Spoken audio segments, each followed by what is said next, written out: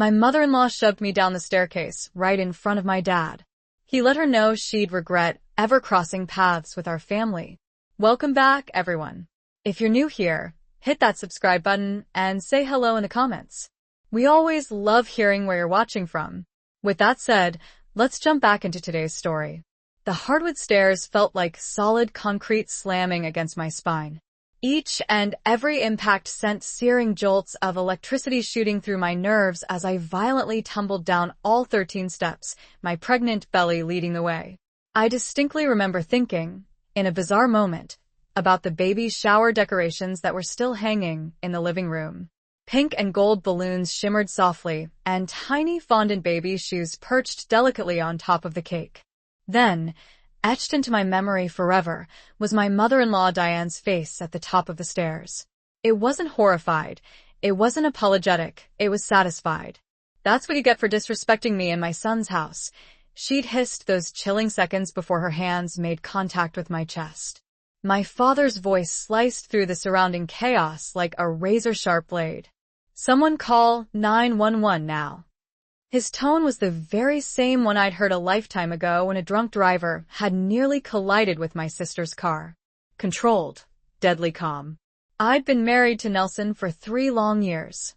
3 years filled with Diane's constant stream of cutting comments about my nappy hair, my questionable cooking skills, and my respectable yet unambitious career as a high school counselor. "Nelson could have married a doctor," she'd say, making sure I could hear every word. But he settled. That morning, I'd finally reached my breaking point and stood up to her. She'd brazenly thrown away the meal I'd carefully prepared for Nelson's birthday, my grandmother's cherished secret recipe gumbo. In its place, she'd substituted store-bought fried chicken. "Nobody wants your struggle food, Shanice," she'd sneered, dumping the gumbo down the garbage disposal without a second thought. My response was firm. "This is my home, Diane. You need to leave." That's when her face changed, morphing into something truly ugly. That's when she ascended those stairs toward me, relentlessly backing me against the railing. That's when she pushed. Now, I lay in a crumpled heap at the bottom, warm blood rapidly pooling beneath me, my father's face swimming into focus above mine. "Daddy," I whispered weakly. The baby, his jaw tightened with fear and resolve. "I know, baby girl. I know." The harsh fluorescent lights felt like knives stabbing into my eyes as the paramedics swiftly wheeled me through the automatic doors. My father tightly held my hand, his grip surprisingly steady despite the tremor I could feel vibrating beneath his calm exterior. He was 62 years old, a retired military man, and I'd never once seen him cry. Not even at Mama's funeral 5 years ago. Nelson met us in the emergency room, still wearing his work suit, his face utterly drained of color. "Shanice, baby, what happened?" Before I could even begin to answer, Diane rushed past him, feigning distress. "Oh, Nelson, it was terrible. She just fell." I tried to grab her. But, liar. My father's booming voice stopped everyone dead in their tracks. "I watched you push my daughter down those stairs." Diane's eyes widened in genuine fear, a flicker of panic betraying her carefully constructed facade. She hadn't realized anyone had witnessed her heinous act. Nelson lived in a gated community. My father had arrived early for the birthday dinner, letting himself in with the key we'd given him. He'd been in the guest room, changing his shirt after spilling coffee during the drive, when he'd heard our argument rapidly escalate. "That's ridiculous," Diane sputtered, grasping at straws. "Why would I?" A doctor, finally realizing the gravity of the situation, interrupted.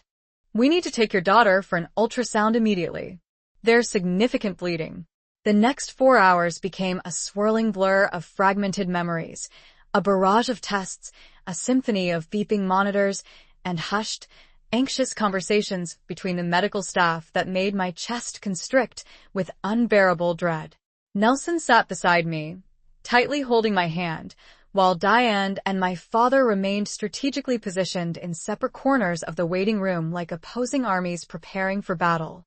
Finally, Dr. Reynolds entered, her expression carefully neutral and unreadable. "Mrs. Thompson, your baby has a strong heartbeat. However, you've suffered a placental abruption. We need to monitor you very closely. Any further trauma could be catastrophic.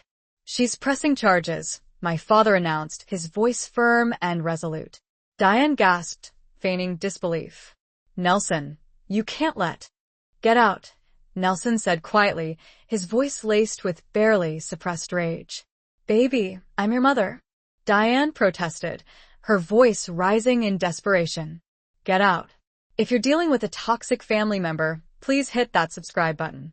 You're definitely not alone in this struggle. That night, as I lay in the sterile hospital bed surrounded by a cacophony of beeping monitors, Nelson sat heavily in the chair beside me, his head buried in his hands. We'd been married for 3 years, together for 5, and I'd never once seen him look so utterly broken. I need you to tell me everything, he finally said, his voice thick with emotion. Everything my mother's done to you that I didn't see. Where did I even begin? The time she'd accidentally given away all of my clothes to Goodwill, claiming she thought they were donations? The checks she'd forged with Nelson's signature to secretly borrow money from our account? The way she'd show up unannounced and completely rearrange our furniture, our kitchen, our entire lives? Nelson, we've talked about this. I began cautiously. No, I've dismissed it. His voice cracked with self-reproach. Every single time you tried to tell me, I said you were being too sensitive, that she was just old-fashioned, that you needed to try harder to get along with her. He looked up at me, his eyes filled with pain and regret. I watched my mother almost kill you and our baby today, Shanice. I need to hear everything. I was too much of a coward to listen to before. So I told him about the time Diane told his entire family that I'd had 3 abortions before we even met. A complete and utter lie that made his aunts treat me like a cold-blooded murderer at Christmas dinner. I told him about how she'd called my principal, pretending to be concerned, falsely claiming that I was using drugs and therefore shouldn't be allowed around children. I nearly lost my job because of her malicious lies. I told him about the credit card she'd secretly opened in my name, racking up a staggering $30,000 in debt. I told him about the time she told everyone that I'd cheated on Nelson with my coworker David. Another completely fabricated lie that had nearly destroyed our marriage. Why didn't you leave me? Nelson whispered, his voice barely audible. Because I loved you, I replied softly. Because I kept hoping you'd choose me. Outside the room, I heard my father's voice, sharp and authoritative. He was on the phone with someone, using his lawyer voice, the one that always meant serious business. My father, Samuel Carter, wasn't just retired military. He'd spent 30 years as a JAG officer, judge, advocate, general. He knew the intricate details of the law, like most people knew how to breathe. And right now, watching through the hospital room window as he paced the hallway with his phone pressed to his ear, I realized with a chilling certainty that Diane had made a catastrophic mistake. She'd pushed the wrong man's daughter. The hospital has security footage, my father told me the next morning, settling into the chair Nelson had just vacated. My husband had finally gone home to shower and attempt to deal with his mother, who was relentlessly blowing up his phone with increasingly unhinged text messages. The cameras show the entire incident. Her pushing you, standing there for 3 full seconds before even calling for help. Even her expression. What expression? I asked, dread creeping into my voice. Satisfaction. He pulled out his iPad, showing me stills from the footage. The images made my blood run ice cold. There was Diane at the top of the stairs, watching me fall with something that looked almost like pure, unadulterated pleasure on her face. There's more, my father continued grimly. I called in some favors. Diane has had 3 previous assault charges filed against her over the last 15 years. All dismissed because the victims dropped the charges. My heart stopped, fear gripping me tightly. What victims? Nelson's ex-girlfriend before you, his high school sweetheart, and Nelson's older brother's wife. I paused, letting the weight of that information sink in. Nelson has an older brother, Devin. He lives in Nevada now and hasn't spoken to the family in 8 years. My father's expression was grim. His wife, Kesha, nearly died from falling down basement stairs at a family gathering. She was 6 months pregnant and lost the baby. She filed charges, then suddenly dropped them, and they moved across the country. The room seemed to spin around me. Diane did that too? Can't prove it. The case was closed, but the circumstances are eerily identical, Shanice. And I'm not going to let her do to you what she did to Kesha. Don't forget to like this video if you're on the edge of your seat. Nelson didn't know that his father had contacted Devin. He didn't know that later that evening, a tall man with Nelson's eyes and jawline would walk into my hospital room, carrying the heavy burden of 8 years of painful silence. You must be Shanice, Devin said softly, his voice filled with a quiet sadness. I'm so sorry we're meeting like this. I'm even more sorry I didn't reach out sooner, I replied, my voice choked with emotion. He pulled up a chair, and for the next hour, he told us a story so harrowing and disturbing that it made my current hospital stay seem like a relaxing vacation. Devin was 42, 8 years older than Nelson. He'd married Kesha when Nelson was still in high school, which explained why my husband barely remembered her. Mom hated her from day one, Devin explained, his voice tinged with bitterness. Kesha was from a working-class family. Her father was a janitor. Her mother cleaned houses. Mom thought she was beneath us. He made air quotes around the phrase beneath us, his voice dripping with sarcasm. The harassment started small. Petty comments about Kesha's education, her clothes, her cooking. Then it steadily escalated. Diane would show up at Kesha's job as a bank teller, deliberately causing scenes. She'd call Kesha's mother, saying vile and unspeakable things. She'd tell people that Kesha was stealing from them. When Kesha got pregnant, Mom became completely obsessed. She'd show up at our apartment at all hours, uninvited. She'd completely rearrange Kesha's nursery preparations to her liking. She even started telling people that the baby wasn't mine, that Kesha had trapped me. My father leaned forward, his expression intense. Tell them about the stairs. Devin's hand visibly shook. It was Thanksgiving. We were at Mom and Dad's house.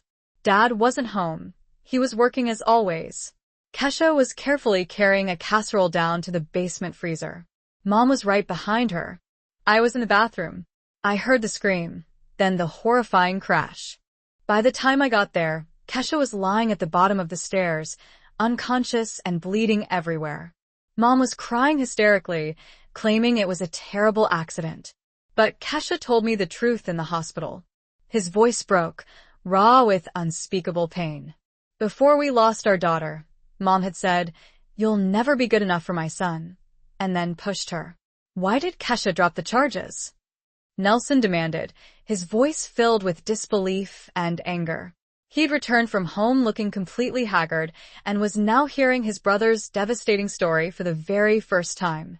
Devin's laugh was hollow and devoid of any humor. Dad offered us $100,000 to drop it and move far away. He said Mom would get help, said it would destroy the family if it went to trial.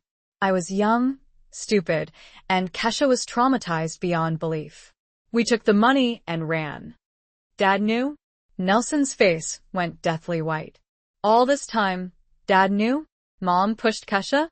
Your father, my dad interjected firmly, his voice hard, has been enabling Diane's violence for decades. I did more digging, my father continued. There's a clear pattern here, Nelson. Every single time a woman enters your family who doesn't fit Diane's warped vision of perfection, she becomes a target. Your cousin Trey's fiancé broke off their engagement after Di and allegedly keyed her car and slashed her tires. Your uncle's girlfriend filed a restraining order against Diane 5 years ago. The room felt far too small, stiflingly hot. The monitors beeped steadily, measuring my baby's fragile heartbeat, reminding us all of exactly what we stood to lose. There's something else, Devin said quietly, breaking the tense silence. I got a call from Diane yesterday. Somehow, she found out I was flying in. She offered me money again. Said if I convinced Shanice to drop the charges, she'd give me $200,000. Nelson stood up so abruptly that his chair crashed to the floor behind him. She what? I recorded the call. Devin pulled out his phone, his expression determined. I figured Dad might have taught you something about legal evidence. He nodded slightly to my father. I thought it might be useful. We all listened in stunned silence to Diane's voice on the recording, cold and calculating, offering her own son money to help her escape the consequences for attempted murder. When it finished, Nelson looked at me, tears streaming uncontrollably down his face. "I'm so sorry," he whispered, his voice thick with emotion. "I'm so sorry. Don't miss the next part of this incredible story. Please share this video with someone who needs to hear this." The detective assigned to my case was a black woman in her 40s named Detective Harris. She possessed kind eyes, but an unwavering steel backbone. And when she walked into my hospital room on day 3 of my stay, I could immediately tell that she'd seen far too many cases just like mine. "Mrs. Thompson, I'm going to be straight with you," she said, settling into the visitor's chair. "Your mother-in-law has hired Lawrence Mitchell as her attorney." My father's expression immediately darkened. "Mitchell? He's the one who gets wealthy people off for everything." "The very same," Detective Harris confirmed. "He's already started a media campaign, painting you as a difficult daughter-in-law, suggesting you threw yourself down the stairs for attention. There's even a rumor being spread that you secretly wanted to terminate the pregnancy and staged this whole thing for sympathy." I felt a wave of nausea wash over me. "That's insane. That's rich people with connections," Detective Harris corrected me, her voice matter-of-fact. "I've seen it before. They're going to drag you through hell, Miss Thompson. Your work history, your family, your marriage. They'll make you out to be the villain." She paused for a moment, her gaze unwavering. "But I've also seen the security footage. I've seen the hospital records. I've read your father's investigation and listened to Devon's recording. If you're willing to press charges and see this thing through, I believe we can get justice." "She'll do it," my father said immediately, his voice filled with conviction. "Dad, baby girl," he continued, turning to me, "I didn't raise you to let people get away with trying to kill you." His voice was gentle but firm. "And I damn sure didn't raise you to protect someone who wants to hurt your child."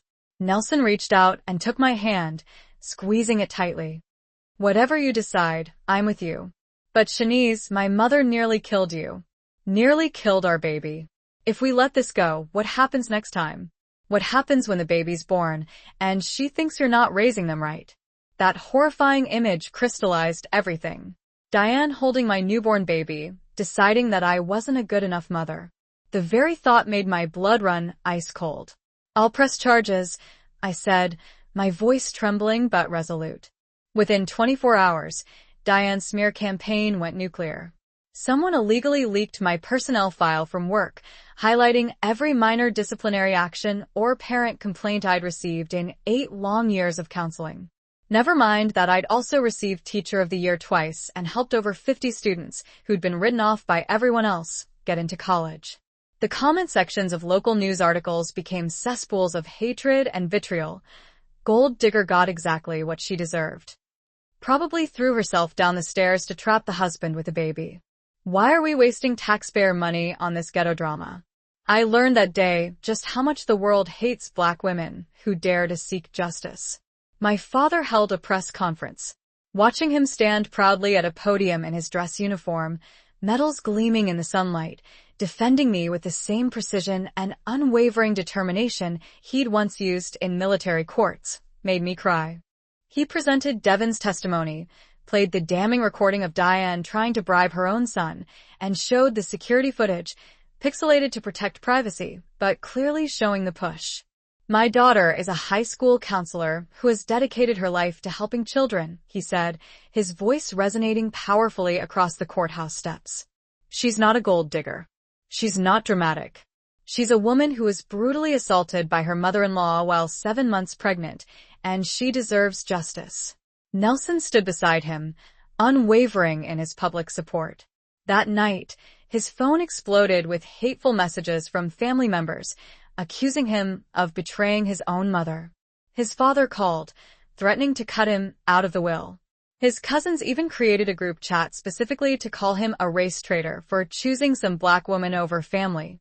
"They're acting like I chose between you and Mom," Nelson said, pacing our living room restlessly after I was finally released from the hospital. "They just don't understand. I chose between right and wrong." This is going to get worse before it gets better. I warned him gently. He stopped pacing, bent down, and kissed my forehead. Then we'll weather worse. Make sure to subscribe so you don't miss what happens next. The preliminary hearing was absolutely brutal. Diane showed up in a cream-colored suit, wearing pearls, her silver hair styled perfectly, flawlessly playing the role of the respectable grandmother-to-be. She delicately dabbed at her eyes with a handkerchief as her lawyer painted me as an unstable woman who'd verbally attacked her before accidentally falling. Mrs. Thompson had been increasingly hostile, Lawrence Mitchell claimed, his voice smooth and persuasive. She'd made comments about wanting my client out of her life. She'd argued with her husband about his mother's constant presence in their home. On the day in question, she became verbally abusive, and in the heat of the argument, she tragically lost her balance. The judge looked skeptical but ultimately ordered a full trial. Bail was set at $500,000. Diane's husband posted it within an hour. My father immediately gathered a war council in our living room. Detective Harris, Devin and his wife Kesha, who'd bravely flown in from Nevada, Nelson's cousin Trey, the only family member who wholeheartedly believed us, and a victim's advocate named Sister Patricia, who specialized in domestic violence cases. They're going to attack Shanice's character, Sister Patricia explained, her voice calm and authoritative. She was a 60-year-old black woman who'd been doing this crucial work for over 30 years. That's what they always do. Make the victim seem unreliable, emotional, aggressive. They'll use every harmful stereotype about black women being angry and dramatic. How do we fight that? Nelson asked, his voice laced with anxiety. With evidence, with credible witnesses, and with the unwavering truth. My father spread out folders filled with documents on the coffee table. I've been meticulously tracking Diane's history. In addition to the assaults, there are also financial crimes. Shanice, you mentioned forged checks. I nodded, my voice barely above a whisper. She took $15,000 from our account over 6 months, always just under the amount that would trigger fraud alerts. I have the bank statements, Nelson added quietly, his face etched with disbelief. I honestly thought Mom was having financial trouble. I never realized she was deliberately stealing from us. Detective Harris leaned forward, her expression serious. That changes things significantly. Financial elder abuse, identity theft. These charges add substantial weight to the prosecution's case. They clearly demonstrate a pattern and intent. Over the next 3 weeks, we diligently built our case like a formidable fortress, meticulously preparing for the inevitable onslaught. The day before the trial, a woman named Jasmine reached out through my father's legal office. She was Nelson's ex-girlfriend from 10 years ago, the one mentioned in my dad's initial investigation. I need to testify, she said, her voice trembling slightly when we met her at a local coffee shop. She was 35, a physical therapist, with visible scars marring her left arm. Diane did this to me. Jasmine's story was hauntingly familiar, eerily mirroring my own experiences. She and Nelson had dated for 2 years in their 20s. Diane had hated her on sight. Jasmine was Dominican, the daughter of hardworking immigrants, and had worked her way through college cleaning offices. She told everyone that I was just trying to trap Nelson with a pregnancy, Jasmine recounted, her voice laced with pain. But I wasn't even pregnant. Jasmine's hands shook as she nervously held her coffee cup. She started stalking me, showing up at my job, calling my school, and falsely claiming that I was selling drugs. Then one night, she showed up at my apartment. What happened? I asked gently, my heart aching for her. She attacked me with a kitchen knife. Said I was ruining her son's life and that she'd end me before she let me marry Nelson.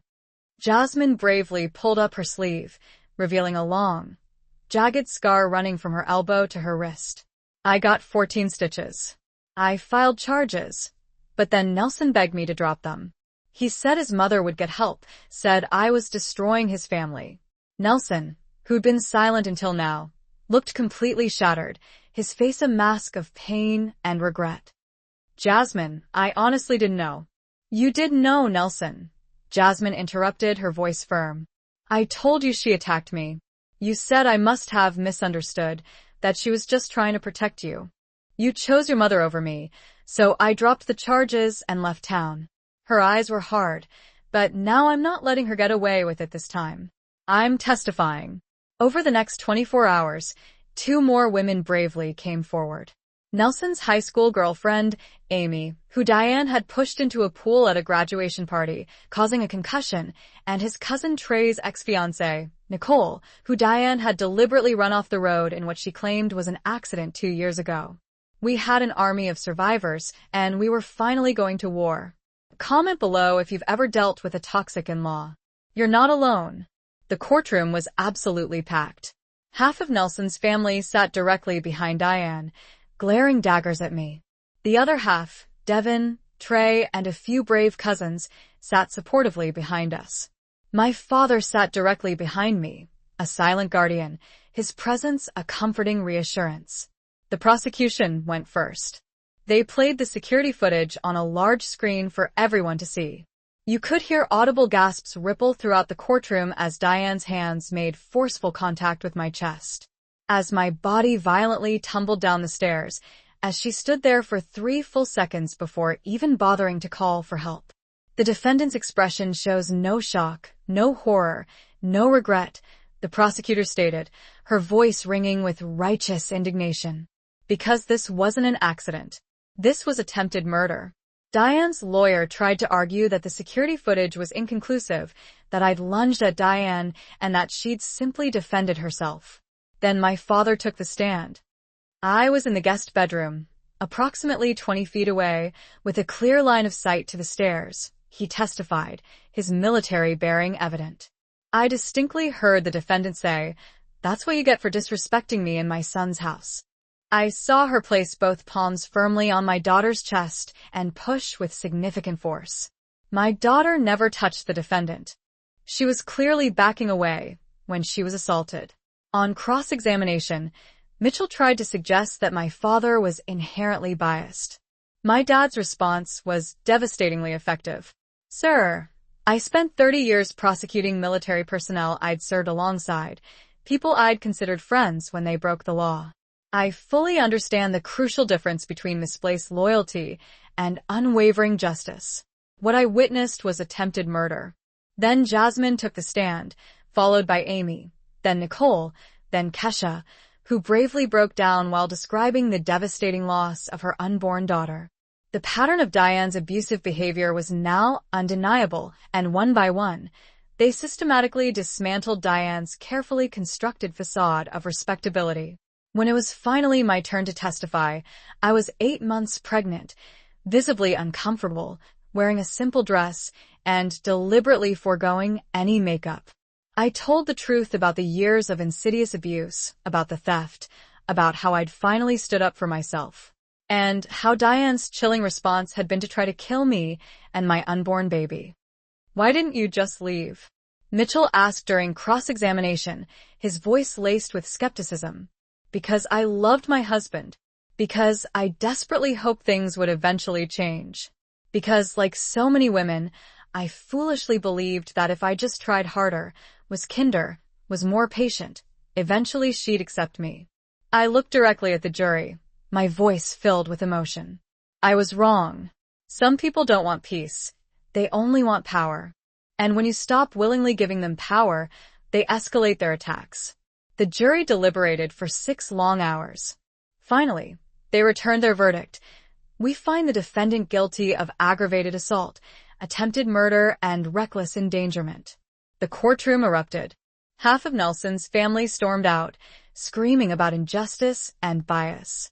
Diane collapsed in her chair, wailing uncontrollably. Her husband sat stone-faced, perhaps finally seeing the monster he'd protected and enabled for decades. At the sentencing hearing 3 weeks later, the judge was absolutely scathing in her assessment. "Mrs. Thompson, you have exhibited a long-standing pattern of violence spanning decades against women you perceived as threats to your control over your son. You have shown absolutely no remorse, no insight into your behavior, and no accountability for your heinous actions. You nearly murdered your daughter-in-law and your unborn grandchild. I sentence you to 12 years in state prison." 12 years. She was 68 years old. She'd be 80 when she was released, if she even lived that long. Nelson's father filed for divorce that very afternoon. I should have stopped her decades ago, he told Nelson privately, his voice filled with regret. I enabled a monster because I was too cowardly to stand up to her. I'm so sorry, son. I'm so sorry to all the women she hurt because I consistently chose comfort over doing what was right. 3 days after the sentencing, I went into labor. My daughter, Maya Angela Thompson, named after my beloved mother and my cherished grandmother, was born healthy at 7 pounds, 6 ounces.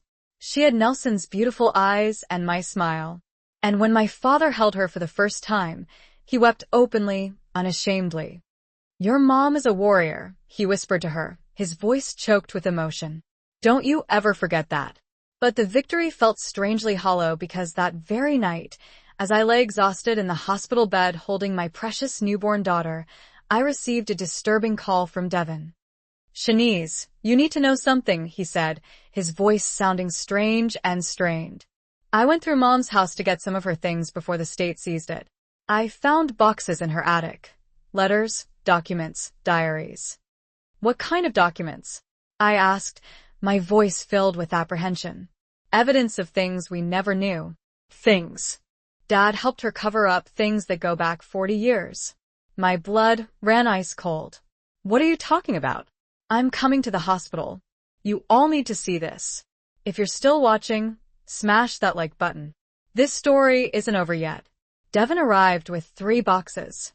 Inside were journals spanning 45 years documenting Diane's obsessive control over her sons.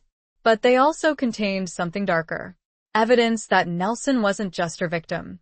He was her prize. Mom was pregnant with me when she married Dad, Devin explained, spreading documents across the hospital room table. But Dad wasn't her first choice. She was engaged to another man, a black man named James. When she got pregnant, her parents forced her to break it off and marry Dad, who was white and respectable. The journals told a story of simmering resentment that curdled into pure rage. Diane resented her parents, resented my father-in-law, resented Devin for not being James's son. Then Nelson was born, blonde, blue-eyed, looking nothing like her first love, and he became her obsession. Every woman who entered Nelson's life reminded her of what she'd lost. I whispered, understanding finally dawning. Women of color, working-class women, women like the man she loved. She was punishing us for her own regrets. Every woman I loved, she destroyed because they reminded her of the life she gave up, Nelson said, his voice utterly hollow. The cruelest irony. Diane had sacrificed her happiness for social approval, then spent decades making everyone else miserable for the exact same reason. She'd become the very monster her parents had been, perpetuating cycles of control and abuse disguised as simply protecting family. My father read from one journal entry dated 3 weeks before she pushed me. Shanice thinks she's the one. Thinks Nelson will choose her over me. She doesn't understand that I built him. He's mine. That baby she's carrying, my grandchild, will be mine, too. I'll wait until after the birth. Then I'll show her what happens to women who think they can take my son away. The premeditation was chilling. She had actually planned it all. Waited for the perfect moment to strike. If my father hadn't been there, if I had died or lost Maya, Diane would have played the grieving mother-in-law to a T, and no one would have ever questioned it for a second. I want to see her, I said suddenly, before I leave this city for good. Everyone protested, but my father, bless his heart, understood. Sometimes you absolutely need to face the monster head-on to remind yourself that it can't hurt you anymore. The prison visiting room was bleak, gray, and cold. Diane sat across from me in an orange jumpsuit, looking smaller somehow, diminished, almost pathetic. When she saw me holding Maya through the glass partition, her face just crumpled. She's beautiful, Diane whispered, her voice barely audible. You'll never touch her, I said calmly, projecting a sense of peace I didn't necessarily feel. Never speak to her. Never send her letters or gifts. When she's old enough to ask about you, I'll tell her the complete and utter truth. That her grandmother tried to kill her before she was even born. I loved Marcus. I was protecting him. No, you loved control. You loved power. You destroyed women because they were walking, breathing reminders of your own massive failures as a human being. I stood up, carefully adjusting Maya in my arms. I spent 3 long years trying to make you love me, trying to understand you, and somehow make sense of your actions. But you know what? I finally realized that you're just not worth understanding. I continued, laying bare the truth about this sad, bitter woman who destroyed every single chance at happiness because she simply couldn't bring herself to forgive herself for her own choices. Shanice, my daughter will never, ever know your kind of hate. She'll grow up knowing that when people hurt you, you don't excuse it, you don't minimize it, and you certainly don't internalize it. You hold them accountable. And then you walk away and build something beautiful without them. I walked out of that prison and didn't look back, not even once. 6 months later, Nelson and I moved across the country, settling down near Devon and Kesha. We bought a small, cozy house with a big backyard, a place to finally build happy memories. My father moved into the guest house, retiring completely to help with Maya. I returned to counseling, now specializing in helping teenagers navigate toxic family dynamics. Nelson started going to therapy twice a week, unpacking decades of manipulation and abuse that he had suffered at his mother's hands. Our marriage grew stronger, built on a rock-solid foundation of real honesty and communication instead of just performative peace designed to keep the peace at all costs. Maya took her first wobbly steps in our new backyard while her grandfather cheered her on with unrestrained enthusiasm, and her father cried actual tears of pure, unadulterated joy. She'll grow up knowing her extended family, Devon's kids, Kesha's warm and generous presence, my father's steady and unwavering love. She'll also grow up knowing the unvarnished truth. That sometimes, the people who should love you the absolute most are, in fact, the ones who hurt you the worst. That you can love someone, even deeply, and still hold them accountable for their actions. And that family isn't just about blood. It's about who shows up when you're bleeding, metaphorically or otherwise. Diane's letters started arriving about a year later. Nelson burned them immediately, unopened.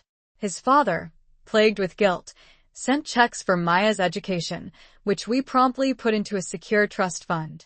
He'd chosen money over protecting women for decades. Now, cold hard cash was all he'd be allowed to give. Sometimes, in the dead of night, I dream about those stairs, about falling, about losing Maya. I wake up gasping for air, and Nelson holds me close, whispering reassurances, and my father checks the locks on our doors one more time, and we remember we survived. We are surviving every single day. And that's the real revenge. Not her suffering, but our own hard-won healing. Building a life where toxicity simply has no power, no foothold. Where our daughter will learn that love doesn't look like control, and family doesn't require you to literally set yourself on fire just to keep others warm. If you made it to the end of this story, thank you from the bottom of my heart for witnessing our journey. Drop a comment sharing your own experiences with toxic family members. You're not alone. And don't forget to subscribe for more real, raw stories about standing up for yourself and taking your life back. Hit that notification bell because I'm absolutely not done sharing what it takes to break free from the shackles of the past and build something infinitely better for yourself. The last time I saw Diane's picture in the news, she looked incredibly old, hollowed out, like a cautionary tale come to life, a stark warning about what happens when you build an entire life on controlling others. I looked at Maya, now 18 months old, giggling with delight as her grandfather pushed her higher and higher on the swing set, and I felt something completely unexpected. Pity. Diane would die in prison, having systematically destroyed every single meaningful relationship she ever had. Meanwhile, I actually got to watch my daughter grow up surrounded by love, learning that true strength isn't about dominating others. It's about protecting yourself and building strong, healthy boundaries. That's the real ending, not her punishment, but our hard-earned peace of mind. And maybe that's the true moral of this entire story. The best, most fulfilling revenge isn't suffering. It's becoming so whole, so completely healed, so utterly surrounded by genuine, authentic love that the person who tried to break you into a million pieces becomes completely irrelevant. They simply don't get to live rent-free in your head anymore. They don't get to steal even an ounce of your joy. They just disappear into the inevitable consequences of their own terrible choices, while you, on the other hand, disappear into the incredible, beautiful life you have so painstakingly built despite them. If this story resonated with you on any level, if you've survived a toxic family member, if you're still fighting tooth and nail to protect yourself and your children from harm, please share this video far and wide. Let's build a thriving community of survivors who absolutely refuse to stay silent any longer. Subscribe for more stories of resilience, justice, and the long, winding road to lasting healing. Drop a comment sharing your story, or just to say that you made it through, because that in itself is a monumental accomplishment. Remember, you deserved so much better than you got. You deserve real, lasting peace.